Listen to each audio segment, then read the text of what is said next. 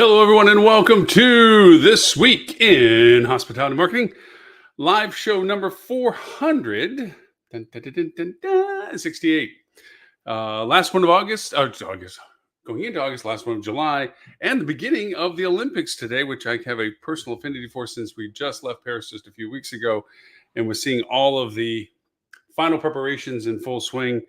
And it's kind of fun to see them cover the games now on TV in precursor to the grand opening ceremony and just say, oh, yeah, I've been there. Oh, I've been there. Oh, it's a lot of fun. Travel, our industry, is a magical thing. It is, it's a way to appreciate a lot of things, people in particular, and the similarities, and yet the diversities, and celebrate the diversities. It is wonderful in that sense. So here we are, end of July, on the precipice of August. And as we talked last week, where we talked about budget talks before budget season of 2025, we're not going to talk about budgets today, but we are going to talk about a huge elephant in the room, and that's brand. And as soon as I came up with the process this week of deciding what we're going to do for topic this week, based on all of my peers and co-conspirators on the hospitalitymarketing.club, closed peer group for those hospitality professionals. If you want to join us, just go to Hospitality Marketing Club, put your email in. We send you a quiz, which is just to validate that you are an active hospitality marketer. Pass the quiz, we give you the link, you join the community, and you get into lots of very cool discussions. Q&As, live help, follow through stuff, just collaboration, those people you want to talk to. Anyways, digress. My topic today is based on the Tina Turner song, What's Love Got to Do With It? And instead, it's What's Brand Got to Do With It? Brand. Oh my gosh, brand. Brand is the accumulation of so much of how we do business in our industry. It was kind of funny. It was going on the circuit now with the on-demand channels. I think it was in Netflix. Michael Keaton played the character that was called, the movie is called The Founder, where he's the one that saw the potential value of McDonald's and was the creator of what the McDonald's franchise was. And it's turned into the icon of what we consider franchise. For those old enough or long enough in the industry, we know that our brands had nascent levels way back when. I mean, Marriott was an ice cream store. Howard Johnson's was a restaurant. And strangely enough, and most people don't really truly know this as is, Howard Johnson's was really one of the first, proverbially truly one of the first, to create a brand for motor hotels. This was to standardize and have an expectation of what the product is. So how does this relate to us in hotels? Because we have our brands. We have our iconic brands. And we've seen over these past years, the merging and the acquisition of several of these large brands. One of the most recent, largest, obviously, was the Marriott's acquisition of Starwood. How all that happened, now they are trying to blur the line with being Bonvoy and turning it into more of a experience-driven brand entity than a hotel chain. And that's really because Marriott doesn't own a lot of hotels. They're not a hotel operator. They're a hotel franchisee. They're a brand franchisee. And that brings us to our discussion points today as to what does that mean for us? I've had the pleasure of being at every tier of discussion in relationships to brand, including the financial pitches associated with convincing financial institutions the merit of investment or loans for the building or the acquisition and refurbishment of hotels. And a lot of the data and the due diligence that goes on with that process, been part of that many times, been in the process of being part of the presenters of that, been in the process of people that they're facilitating from a corporate level, what that means, stepping into and acquiring, being the takeover team, and then or the opening team, rebranding, the reflagging, the flagging, the deflagging, and flag is in reference to the fact of whether it flies a brand flag over the hotel. But a part of all of that, and all the way down the food chain of being the recipient of being bought, and also being the ones that have taken over and have played roles in all of that. And it's an interesting kaleidoscope of the different ways of seeing the value. Going from the bottom, meaning the rank and file of people that deal with the fact that they work at a hotel, and the hotel is acquired and flagged and or changed flagged, or you've been hired by a flagged hotel, there's a certain bit of pride that goes along with the association with the brand. As I used to love to joke about when I worked under the Hilton flag, I bleed blue, um, because you really attach yourself to the status and the identity of what the brand is to represent. Now, back when I was young enough to say all of that, there was a difference as to how brands were perceived and the value that they brought to the investors that opened up hotels, compared to today. Um, Brand gave it a sense of austerity. Instead of working at Joe's Motel No-Tell, you worked at Marriott or Hilton. You become a part of a large family, and they presented themselves as such. You're joining the Hilton family. You're joining the Marriott family. You're joining the Holiday Inn family, and you felt like you were joining a greater thing, a bigger thing. That brand feel was every time you saw a Holiday Inn, you felt an affinity for it. You felt connected to it.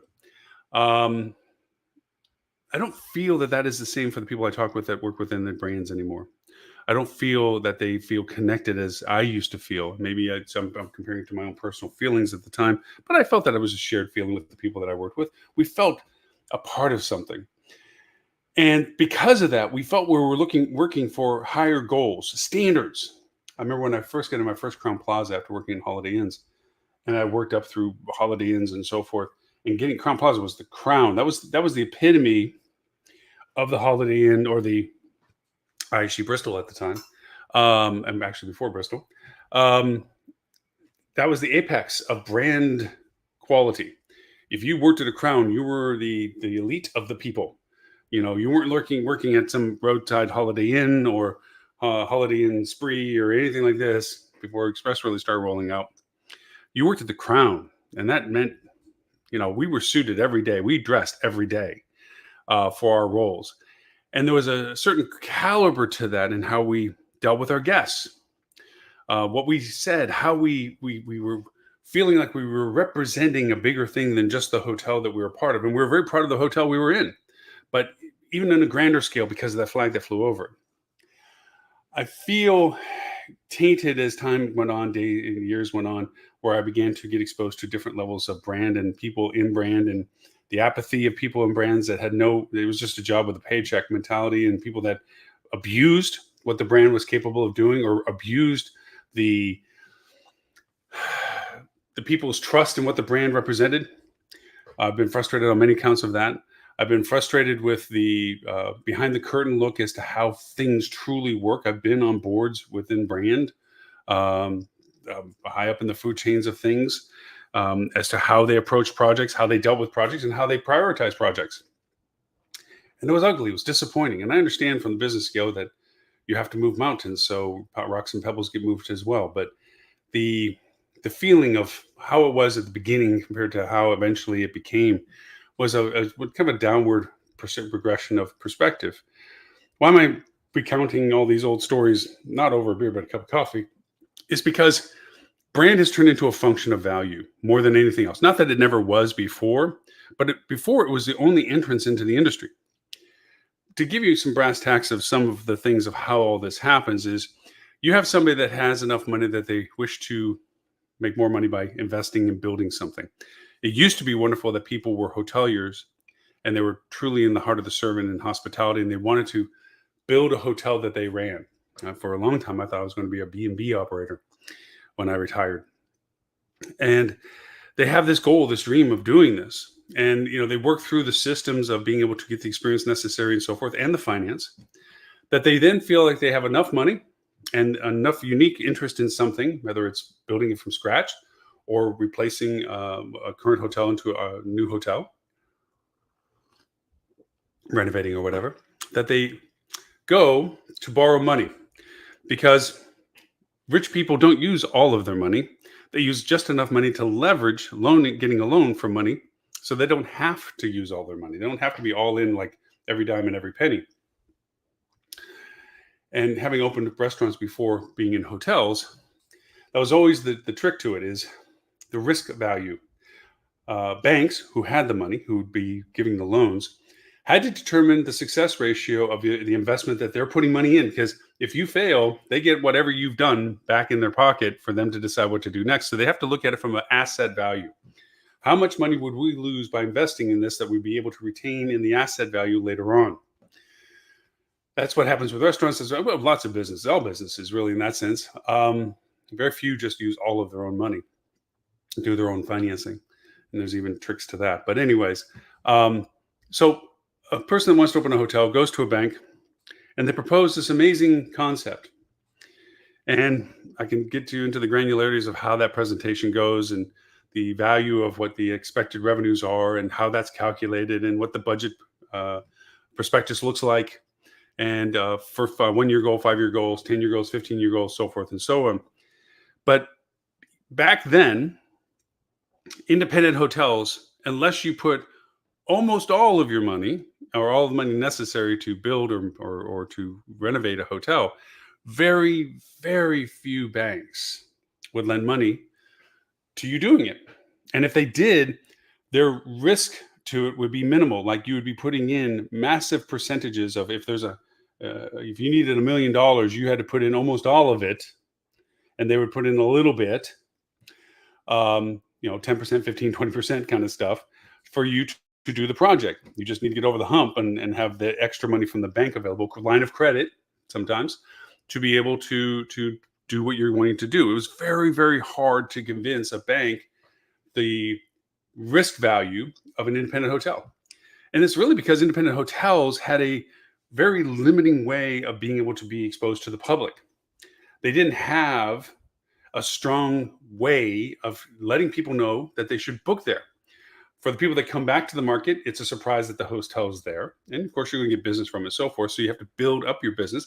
And that stretches out the time it takes to build up the clientele to show it as a financial success. Because of that, banks don't want to be tethered to that kind of length of time to get their money back. So it's very hard risk. So you had to put more of your money in. You had a hard time or a longer time to develop those audiences to get the people that you say you're going to get for the project that you're building. Brand back then had a formula. People began to recognize brand like Howard Johnson's, eventually Marriott's, but before Marriott was Holiday Inn.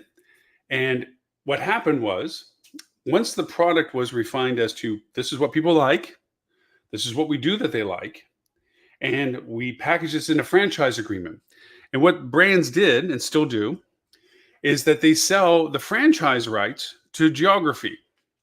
You'll hear lots of old stories of companies that have been in existence for the duration of this time cycles, families generationally, that talk about having to have purchased the franchise rights to a particular brand.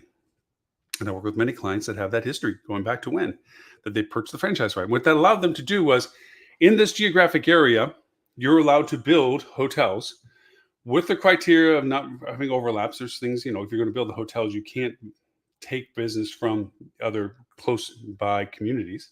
They have to have a sustainable audience size that you can do good business. And that franchise license was then exercised by people that either they turned around and built their own hotels, or then they went out to other people that had money and say, hey, look, I got the franchise agreement. I bought the franchise agreement. I want a partner to finance with me to build this hotel. This is what I'm offering you in the return of your investment. And that's calculated by what the business would be doing and what you're going to pay in the sense of interest and or revenue gains, profit, to them as a shared partner. This is how ownerships work. And this has been going on for decades, back from the 50s, earlier actually, but 50s is when we start seeing the brands that we tend to recognize. Even though Howard Johnson's now is a non-entity in the world, there are still those that are out there, but it was by far not the powerhouse it once was back then. Holiday Inn we still are familiar with, but we see it in different flavors now. And all of these companies, Say versus Howard Johnson's, have been acquired and reacquired and purchased others and consolidated and aggregated and everything else. So other than the history lesson, what the brand offered in the conversation of investment was what was called brand contribution. A few things related to brand contribution. One, the most direct and most interesting, was how much money with that brand sign over the building could it contribute to top line revenue? How much money, because it's the brand that people are going to say, oh, I want to stay there because I know what to expect. It's brand's value is homogeny, consistency, And I like to think of recourse to a greater source than just the property itself. If you're disgruntled or unhappy or something, you have more resources to talk about getting restitution for whatever was wrong than a owner or a single property can offer you, if they offer it at all.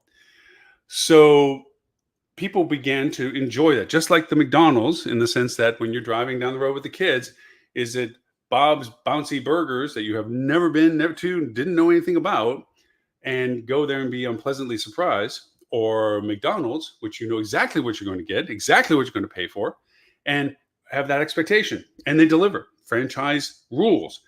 This is how you make a burger. This is how you make French fries. This is what we offer. Very standardized, and that's what brands started doing. It was franchising. They gave guidelines to make sure that the product had the continuity of what the brand said it had. This is the beds we use. This is the decor we use. This is the layout we use, the square footage requirements. This is the branding. This is what we do. That's one aspect of brand contribution. The other aspect of brand contribution was streamlining the cost efficiencies to operate and to open first and to operate the hotel thereafter. They had what was called, their own tech stack. Even back then, even though it wasn't really tech, it was still how you did business. This is the software.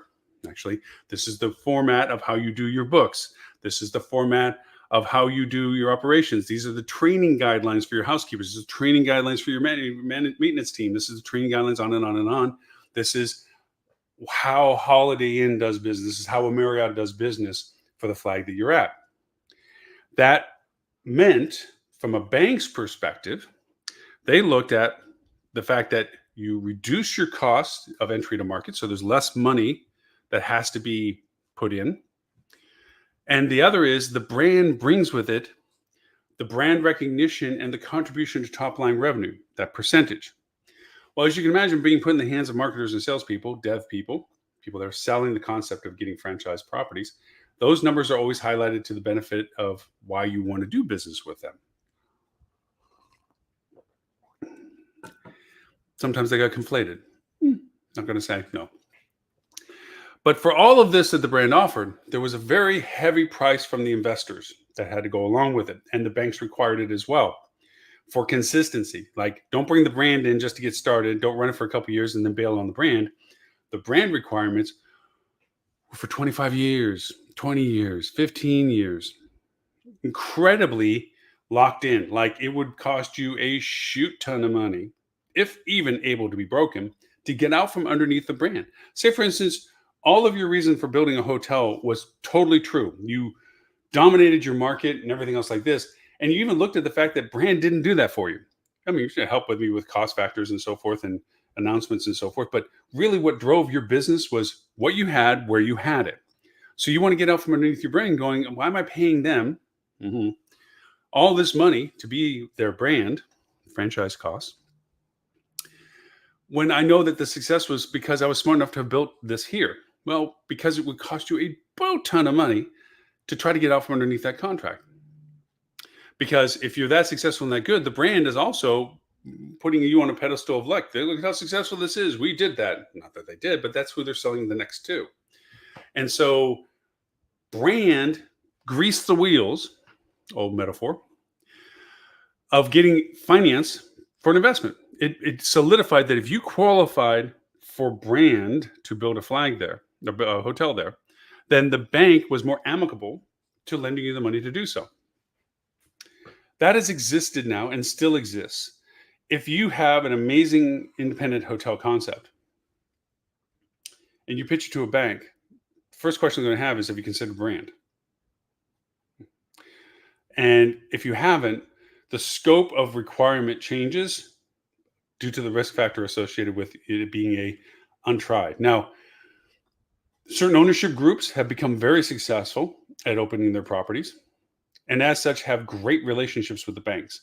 Their credit worthiness of success, their trail of success, branded, unbranded, just their history of opening hotels, has warranted the fact that the bank recognizes them as a good risk, that this company would not put themselves in financial jeopardy with too risky of a proposition. So it's worthy of the bank to invest with them on the merit of who's asking rather than the merit of the brand that they're bringing, if they're bringing a brand at all. Hence, you come up with these soft brand places, the ones that have similarity of names and variety of locations and so forth. That comes out of a couple of reasons. One, they didn't start that way. They started as brand. And as they develop their brand capabilities and hence their revenue and so forth, and through good finances and through their good operations, either the contracts expired or when they took over properties to make them their own, they downsized the contract obligation to the brand to take the property over. When we went through the distress of the finances not too long ago, you had a lot of hotels that were in financial distress, heavy debt burden, so forth and so on. You had ownership groups that were able to come in and first off take over a large valued asset prior to the financial destitutions and get pennies on the dollar for the cost of assuming control of the hotel and the debt associated with it.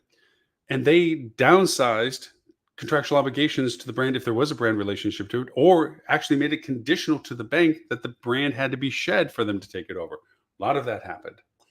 We saw a lot of large hotels in very amazing places get deflagged because at this point in our society and so hospitality, our marketing capabilities have really truly leveled the field. As a matter of fact, I would go and have had said many times that having a non-branded hotel allows you greater revenue opportunity than what brand says it contributes to for you.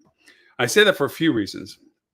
One is, for many years now, is a perpetual problem of brand saturation, number one, and brand diffusion, number two. Marriott has 33 flavors of Marriott. Now, there's lots of ways of saying why this is the case. Marriott, as a flagged hotel, had its value as to what to expect when you went to a Marriott. But then, as franchisees, all the territories got kind of, quote, eaten up. The rules were you couldn't build another Marriott too close to an existing Marriott.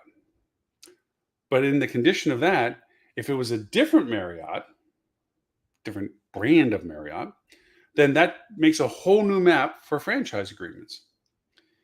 Now, some people had full franchise rights of any Marriott Cape product in the market, which allowed them to make these diversities of brands. But this is why you see lots of markets where there's take Marriott still as an example. You have a Residence Inn on one end of the parking lot, a full flag Marriott on the other end, and a Courtyard over here.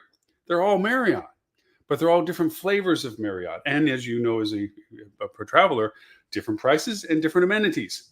Marriott, you have a restaurant you have to pay to go to. Courtyard, you have breakfast you don't have to pay for. Residence Inn, you don't have to pay breakfast. Oh, sweet. Residence Inn, you have breakfast paid for. Courtyard, you don't get breakfast. You see a lot of people walking across the parking lot for whatever it is that they're wanting based on where they're staying. That dilution of brand, allowed them to sell more franchise, which is what their business is now. Their business isn't operating hotels. Their business is to franchise brand for hotels. All of them are like this. Hilton are like this. IHG's like this. They're in the franchise business. That is where they make their money. How do they make their money? Because in their contracts, they get a percentage of everything that hotel does as revenue generation. The relationship of having that brand flag above that building is that they are obligated to a cost for every dollar they produce. Okay, they have to pay towards franchise. So franchise, which is why it's such a valuable business model, gives them the ability to get the finances to build their hotel, gives them the cost savings of bulk buying because of brand size that they've negotiated contracts that help with the required purchases necessary, but granted purchases that are required according to their guidelines. So they get margin from the vendors that they buy from, even because they've negotiated the price, but there's also a value that they get for having picked that vendor. Okay. In the process of selling it at a discount to the hotels that are required to buy it. So there's money, their hand is in the string for everything that goes on with what gets done. In exchange for all of this cost with them is the promise of contribution. We will drive business to you. You will get business because of our name above your building. And that's not entirely untrue. There is the fact that if you are familiar enough to be faithful to a brand, you look first on the brand that you like. Problem is, and this number still hold true now for 10 years that it's been available to us, that a mid 60 percentile, goes up and down, 64 to 67, is brand agnostic. Meaning I don't go only to stay at a particular brand, and if there's no brand there, I don't stay. No, I'm a member of relationships with Marriott, Hilton, IHG, on and on and on. You look at my phone, I got a whole page of brand loyalty apps. What I tend to do is, one, where am I in my point scale? Is like, okay, if I'm close to going up in an amenity value for a brand relationship, I'll lean that way first. But if it's not there, or if I'm traveling for business, my business coverage covers the cost of it. If I'm traveling personally, I might consider more of a price value to what I'm doing. Is there a redemption value that I can get by going there? So forth. You all play the same game I do when it comes to how this works. So we circulate based on what we need, and then the brand lands to where it lands based on the criteria that we know at that time that we're looking for. So brand does bring recognition. Brand brings familiarity of what the product is.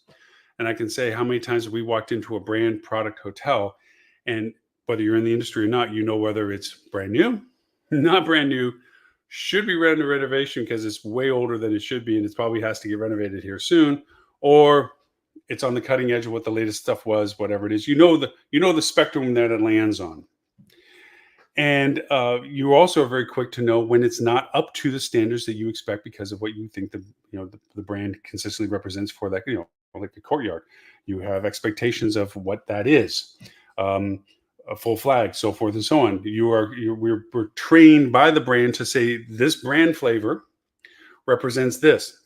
And funny to say, this goes back on many, many years on the show. Robert Cole and Tim Peter and Ed, we went over and had a fun game one time a few years back on the show where Robert showed pictures of, well, first off, we did the game where we read the mission statement of the brand to guess what brand it was and what flavor of that brand. Like, was it a Residence versus a Courtyard? Was it Hilton Garden versus whatever? And we all failed because there was such homogeneously marketed bullshit key buzzwords tossed into these descriptions. Secondly, we tried it where we were showing pictures of the rooms to say, well, based on this, the configuration of the room, this is that X brand. We got a couple of them right, mainly the extended stay ones. They're easier to point out, but for the most part, nope. So if brand is that, and the reason why there's so many flavors of different brands is because not only the franchisee capability of selling multiple brand variations to the same market, the sell pitch is that the brand flavors are addressing particular segments of the market. And I find that fascinating, as that we actually bought that. Kind of like when we started buying plastic bottled water, like the tap all of a sudden stop wasn't good enough. It was marketing. It was the ability to tell us why it was important to do something that we didn't do before. If we were traveling back in the day when there was fewer brands, we went, and first of all, it was a little harder to disseminate where to travel. And that's where GDS was such a valuable thing. And travel agents had an awareness of places that we were going to that we didn't have full awareness of because the internet didn't give us that, because we didn't have an internet. We had brochures and we had maps and we had travel agents and things like this. And so whether I was traveling there for business, whether I was traveling there for personal, whatever, it didn't mean I chose this brand flavor to that brand flavor. There was no brand flavors. I was picking the hotel based on what I was going there for. If I was going there for business, I wanted it in, like we do now. Proximity to what I was doing business for was more the cause than anything else. So if I could find out that it was a hotel closer to where I had to do stuff, so I could take taxi or bus or whatever to get to where I need to go to, there was a convenience factor to it. It didn't mean I needed to stay at a particular flavor Marriott or particular flavor Holiday Inn to feel like I'm a part of the crowd. It's just, that was the hotel. And so brands decided that they sold enough of those to accommodate everybody. They need to start selling hotels that was trending towards the people that they wanted to have go to it. The interesting part of it is, and I've watched this over, and I have clients that have all spectrum flavors of brands and different brands everywhere, is if you charge a certain rate value, no matter what you say your demographics are for why you built the hotel, you'll get the people that can afford the rate to stay at your hotel or want to afford the rate to stay at your hotel. Yes, metrosexual male traveling on chic business and who's personally successful and upward mobile and all the other buzzy persona things that we can throw at them, wants to stay at a place that has special meat slicers in their breakfast thing and has a vibe and a feel and common space so they can meet other similar super cool people. All great. You put the price to a point that a family of four can go over and get in a room that's affordable to the place they need to be at that night. They're willing and cool in a bunch of suitcases to go up to the room. It is a product of necessity as much as it is a product of interest. So, why am I bringing all this up? The good, and in this case, the bad examples of this when it comes to brand, because hotel owners need to really begin to understand their relationship with brand. Brand, large scale brand, Marriott's, Hilton's, IHG's, so forth, have a machine built now. Now, they've stumbled badly. They stumbled most recently badly with the lockdown of the pandemic.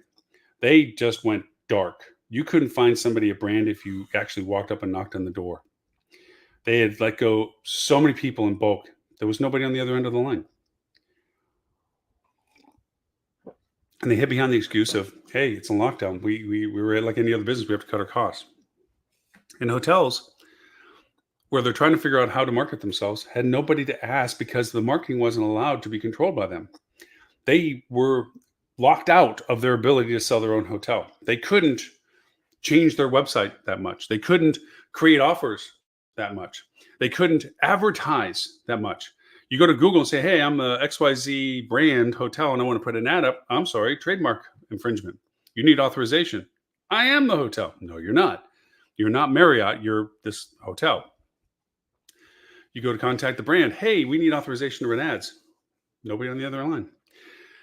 So over the years, it has been consistent what brand's relationship is to their franchise hotels. From an opening up and setup and configuration and maintenance of brand standards, they're very intermixed. As a matter of fact, they're like a well-oiled machine. They know step 1 to step 1000 exactly what needs to be done in what sequence and what level of things for everything. When the beds have to be delivered versus when the fixtures and the piping and the plumbing of the bathrooms have to get run. What does this mean as an investor? Less personal investment. They don't need to hire an army of people under them as much as they have to have a smaller team to understand what brand is doing for them. That's a big thing. Goes back to the finance. When it comes to how to run a hotel, in the sense of this is how you train your front desk. This is how you do this. This is our operating system, Marsha. This is how we operate our software. This is how you do accounting. We have training for your bookkeeping people. We have all of this. Matter of fact, it's centralized. We do all of this with you and for you. You don't have to have the army of people to do this. And they say the same for marketing. When it comes to marketing, just give us money, more than what you're already contracted for us to handle more of your marketing. We will make sure that we will advertise you on Google, advertise you on Bing, and so forth and so on. And you pay them to have to come in. And once you've set up your rooms and the Marriott inspector says that the rooms are to the satisfaction of brand, they get and take the photos of the rooms, which literally you could probably take somebody else's pictures of the rooms and look the same because it's brand. It was supposed to look the same, minus some common space amenities or variations. It's all the same design layouts as best as possible and everything. So brand says they're going to handle your marketing. Great. What does that mean? It means that they're going to sell brand. And if the product or the people engaged with the brand marketing are interested in the market that you represent in brick and mortar building, you will be included in what brand shares to that user. Case in point, if I'm traveling to Dallas and I'm going on Hilton, it'll show me, and I pick a place in Dallas, Plano. Okay. So it then shows me a page that shows the Hiltons in Plano and then more Hiltons and so forth in other immediate areas and eventually around in Dallas.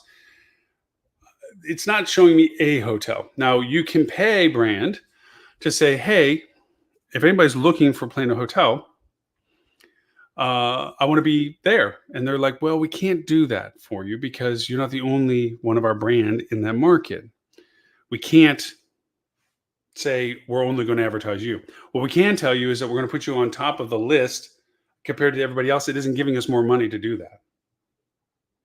Okay, so I still have to share space, even though I'm spending money. to be on top. Huh.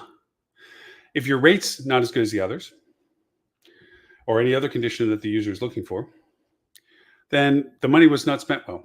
So you want to advertise yourself. You want to be more of a hotel in market for people looking for stuff.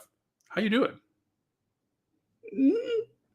Right now, you have some lateral movement in social media. You have some capability in Google My Business.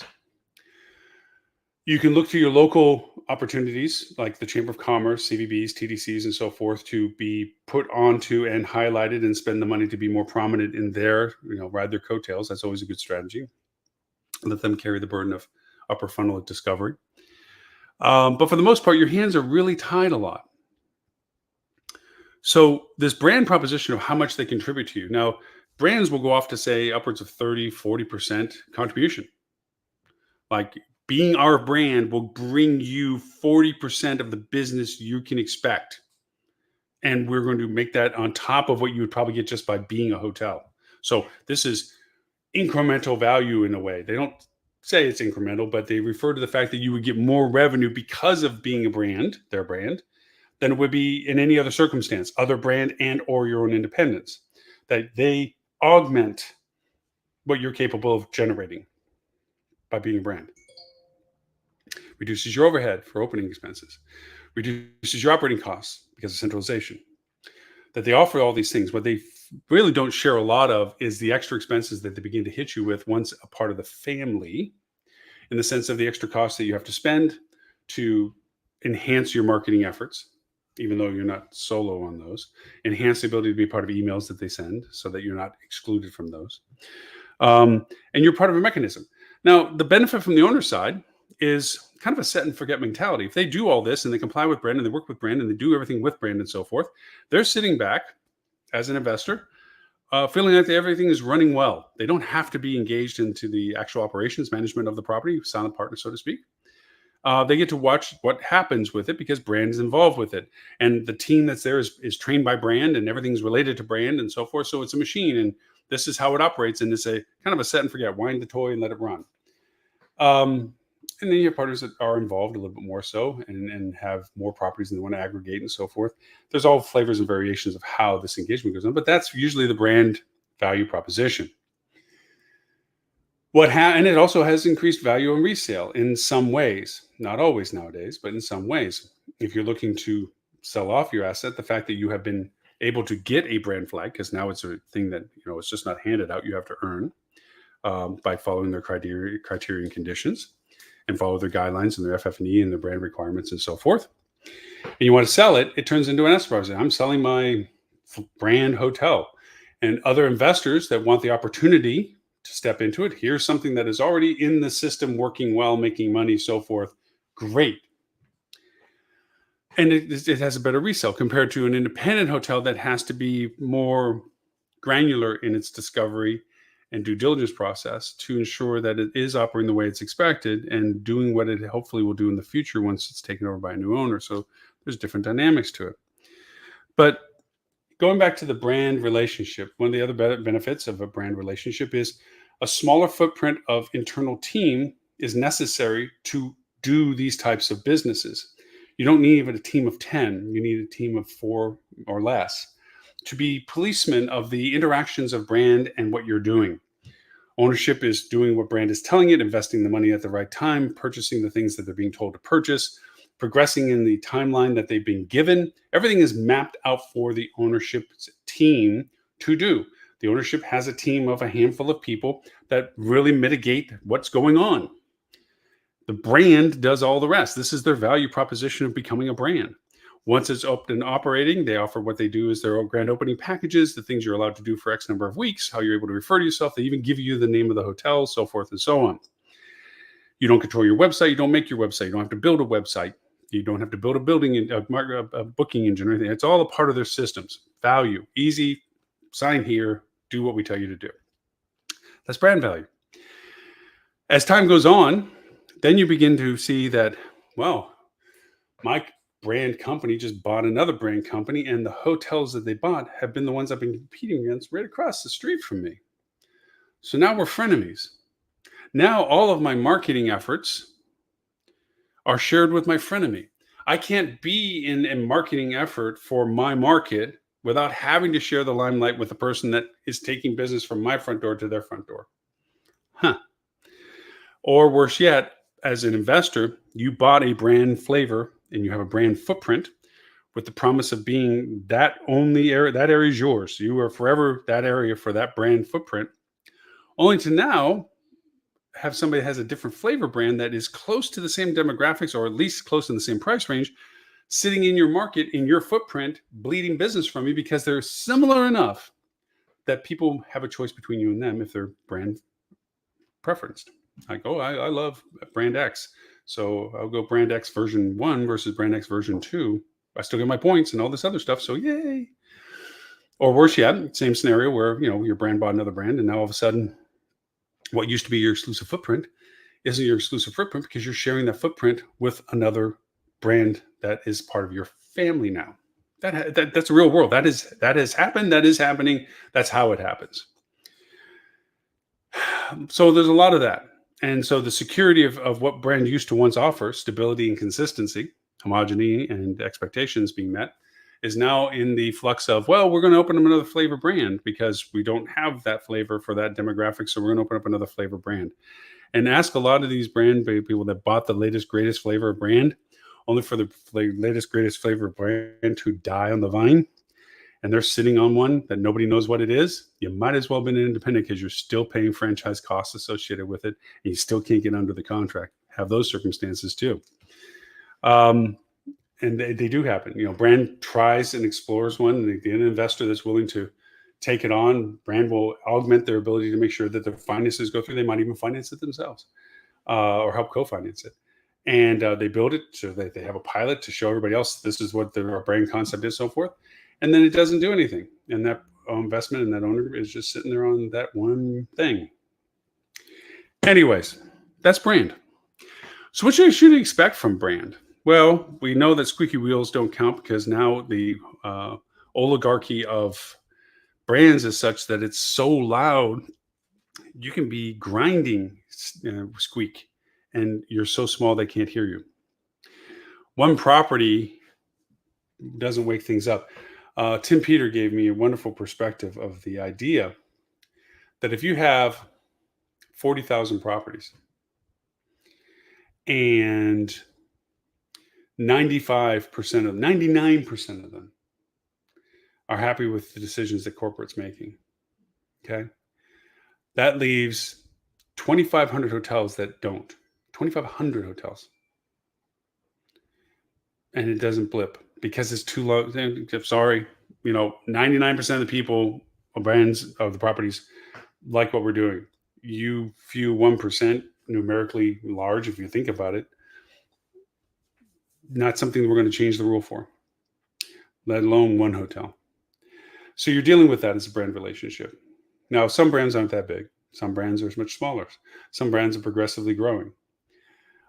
They look for brand development based on the category or tier that they're trying to address their brand for. They realize that their one solo brand can't address the full spectrum of demographics, affordability, irritate families by putting non-family people in the same hotel, vice versa for that as well. Business travelers with family travelers.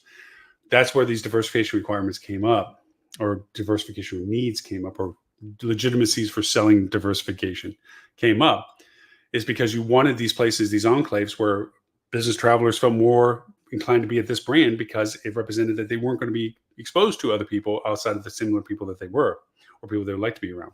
Having a fitness room that didn't have Kims coming in to bounce the little balls around, that was a fitness room that you had to actually do workouts in, kind of contrast thing. So what should you expect is brand? Brand should augment what it's allowing you to do. Brand should amplify the value of your product, your brick and mortar hotel, not only in the market that you're in, but the markets that drive business to your feeder markets. It should be able to help promote who you are in your business without it feeling like it's taking away from other properties in your market that also want to drive business. And this is a very delicate razor's edge for brand to try to do. The sad part is it requires people that care and enough people that know what they're doing and enough people to do it for this to actually be facilitated. The problem is brands are like all companies in the sense of efficiencies, the least amount of resources necessary to accomplish the goals that have been shared is usually the driver. So you get people that have too much to do, might be apathetic to what they're doing, or at least worn down so much that they can't care as much because it hurts too much, trying to facilitate things that are well beyond their capability of getting it done in the time that they're allowed or asked to do or have time to do. And so you get this funnel where you get into this grinder of, as a property looking to better itself or look to improve itself, into this circular dialogue that has been purposely blunted so you don't have an exit to it. You have no one to talk to. You have no resource to go to. You're constantly driven to the how-tos and the help guides and the automated responses and the that's not a qualified question and or this isn't content that you can influence or anything like this, to the point where it wears down the property going, hey, I tried. There's no way to make that happen. We can't do what we thought we'd like to do because we have no avenue to do it. These are the only things we're allowed to do. That is how most brands work. Not all brands. There's a lot of brands that have changed that model, that have said, we want you to be an active participant in what we're doing. We want you to take control over how you're selling yourself.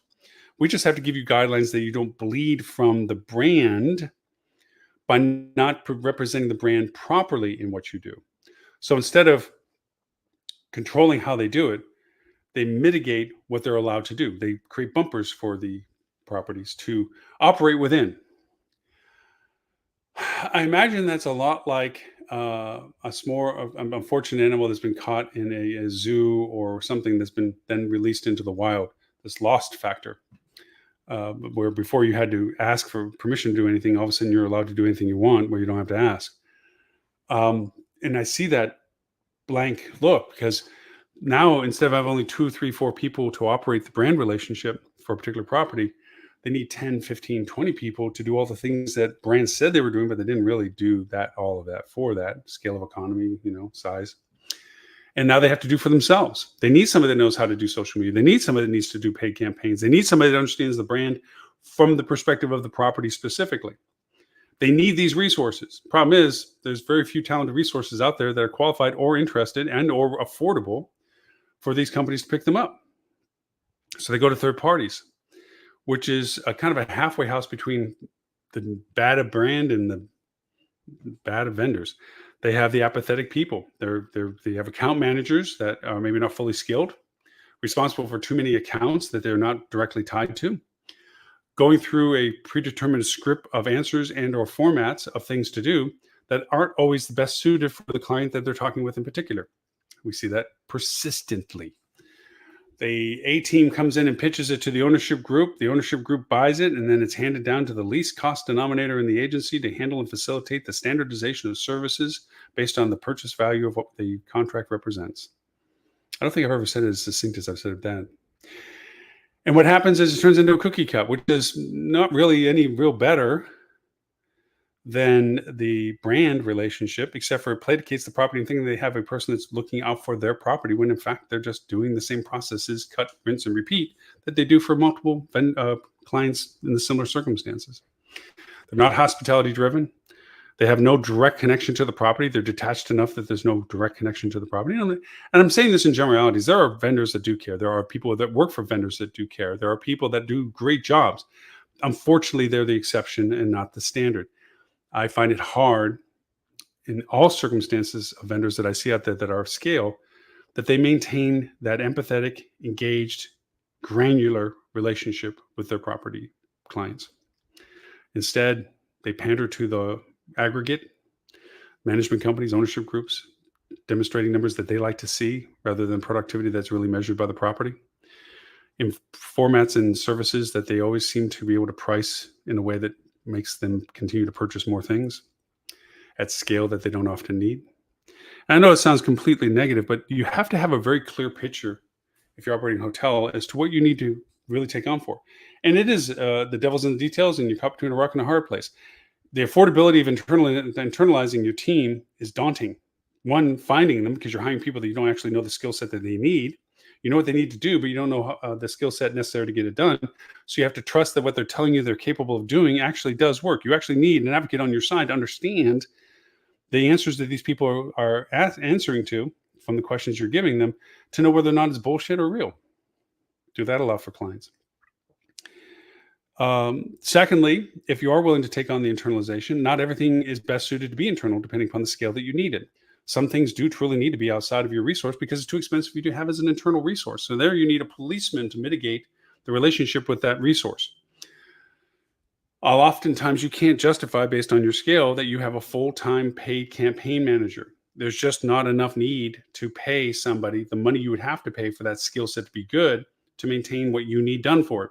It is better to go to a third party that can incorporate that into the relationship that they're providing a service for you.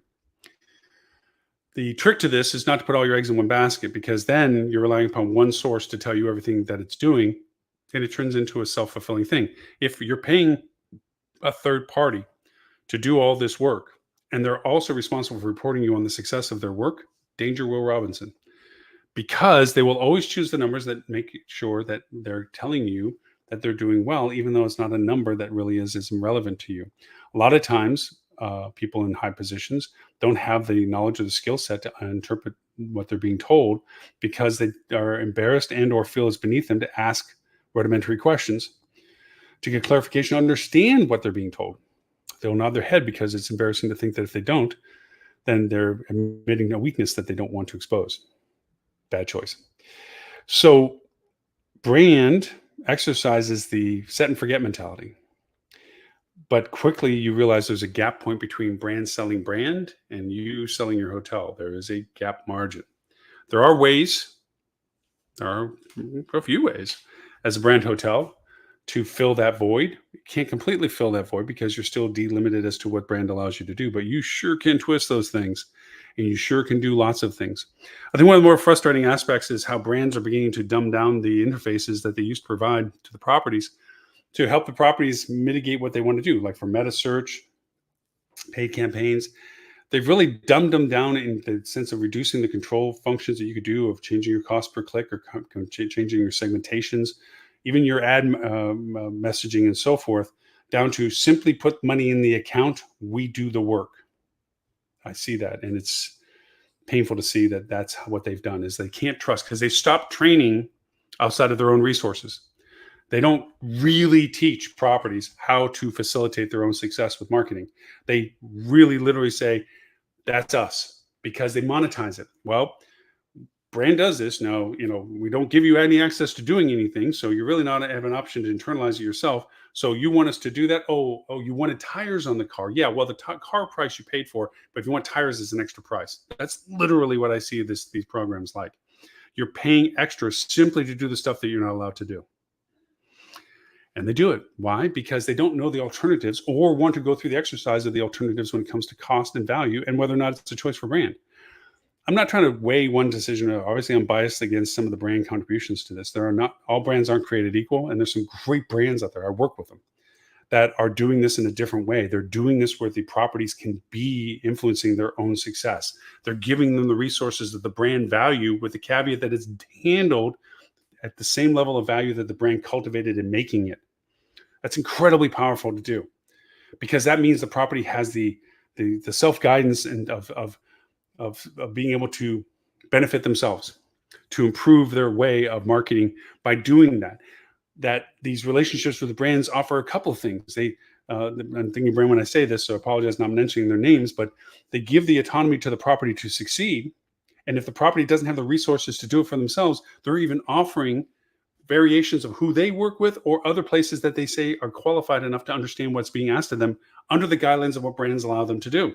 And what I mean by allow them to do is you can't abuse the brand for your own benefit. You can't call yourself something that you're not. You can't be the sole entity of the brand when there's other brand properties that are identifying themselves as well. You have to share that space, but you are uniquely you in your location. And for that reason, you should have the ability to exercise what you need to do for yourself, nurturing and developing the value of that as it relates to the brand that you're flying the flag over. So my soapbox for the day. So going back to the title of the topic, what's brand got to do with it? Brand has a lot to do with it. How you approach what you do with a brand. And brand is money. It costs money to be a brand. And sometimes you can't get the money you need to operate the business without being associated with a brand, as we discussed.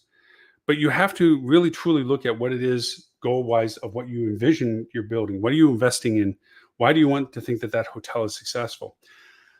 I've been on those conversations of asset evaluation, market penetration costs, performas, prospectuses as to what it would take to occupy and get market share for the inventory that the hotel represents. Ground that down, made some very great tools actually that are still used by other companies by doing this.